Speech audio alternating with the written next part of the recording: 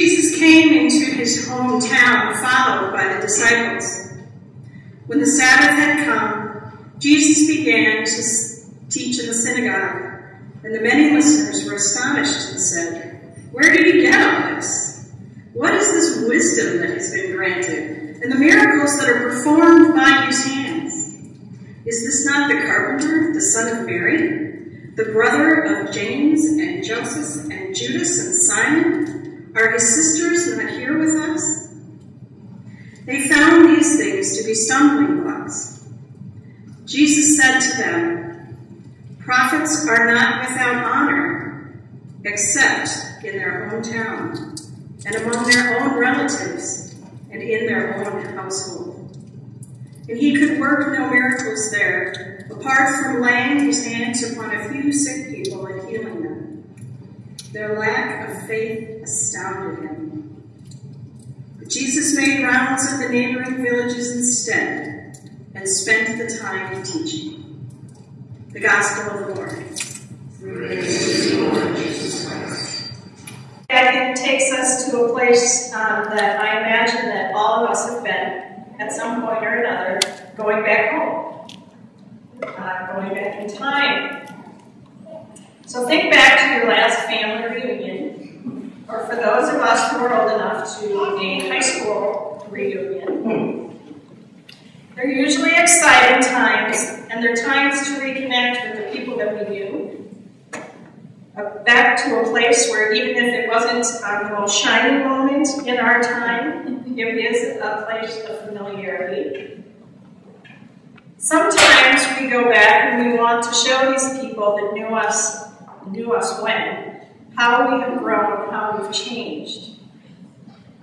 Sometimes we're hoping for that affirmation, that way to go from the people who knew us in maybe our most tumultuous and most awkward years. But sometimes we go back just to rest. We go back to rest in the comfortable, especially if our lives aren't going as we had planned. Sometimes we go back to share joy with the people that have known us the longest. And that's what Jesus was doing. He was trying to bring this message of God's love and healing to those he grew up with, to those that he loved. But it didn't go as Jesus had hoped. He came back to his hometown Nazareth with this amazing message that the one that they had known for 30 years is their Messiah. He can heal in body, mind, and spirit. And God's promises to the Jews are being fulfilled through him. Now, one would expect that news would be received with joy and maybe a celebration or two to go on, but it certainly was not.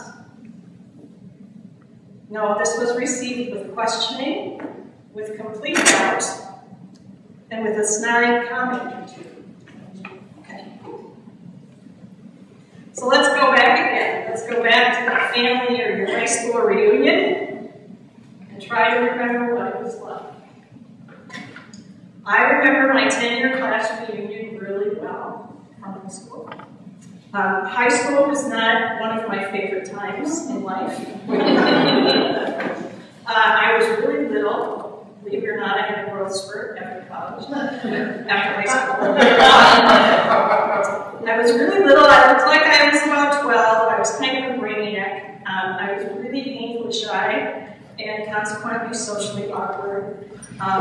And to make up for that, I drank way too much and would proclaim that I was going to be the first woman president of the United States.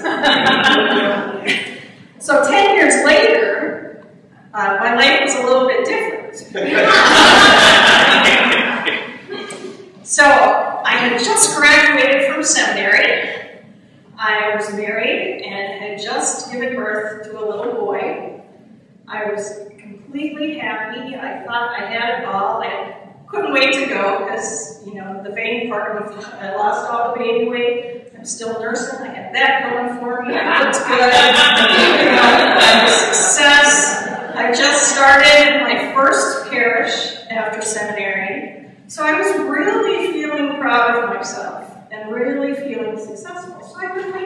back and share who I had become.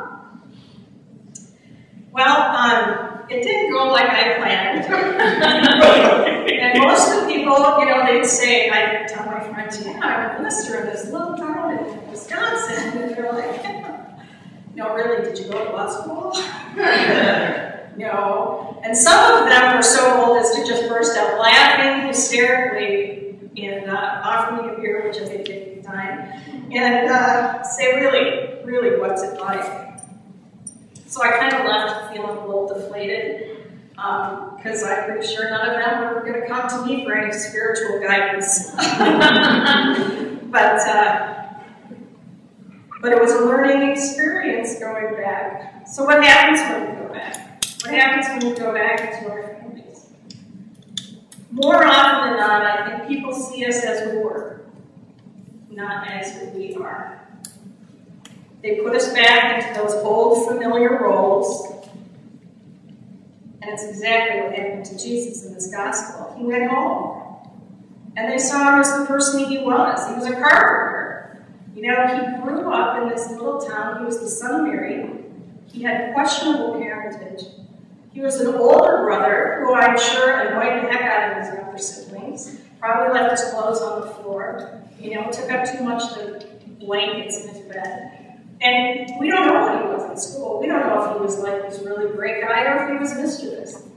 But his hometown, his family saw him who he was. And he wasn't the Messiah.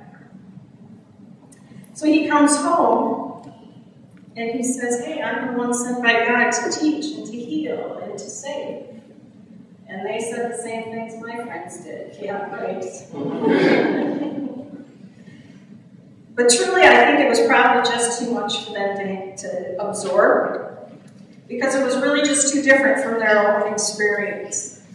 Because it's important to remember that the Jews of that time were expecting their Messiah to be a king, a mighty one.